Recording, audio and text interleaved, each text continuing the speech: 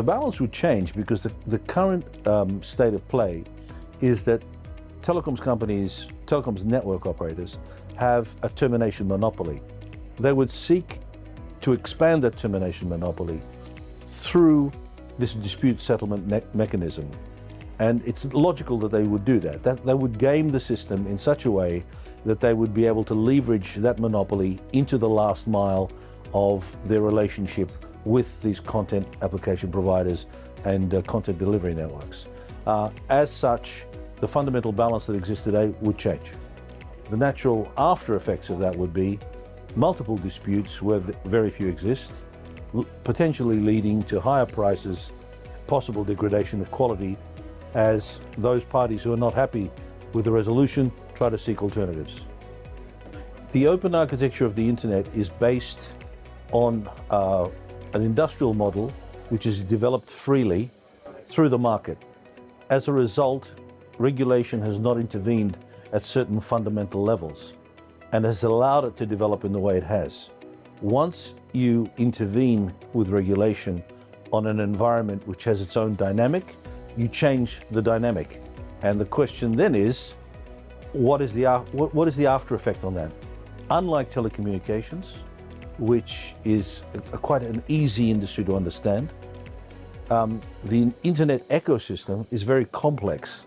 And as such, the implications of measures are still not well understood. It wouldn't automatically turn into network freeze, but it would by default.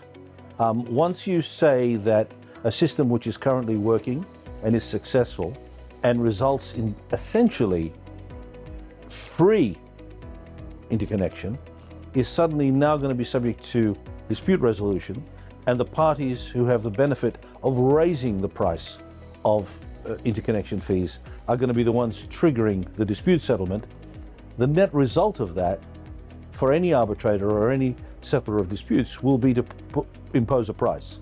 That will mean that prices will go up, and that is a fundamental change. That is a very difficult question to answer. What we can predict with some degree of certainty is there will be higher prices for connectivity and knock on for retail prices. That could have an effect on demand.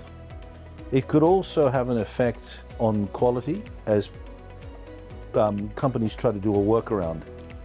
Disturbingly, it could also have, under the law of unintended consequences, we could have the very smallest content application providers and content delivery networks, which are probably European, we could have them being squeezed out of the market because the big players will be able to afford it. Collateral damage will occur, but they can afford it. It's the smaller players who will not be able to avoid it, who will be compromised very severely. And that's quite a big danger for the European ecosystem.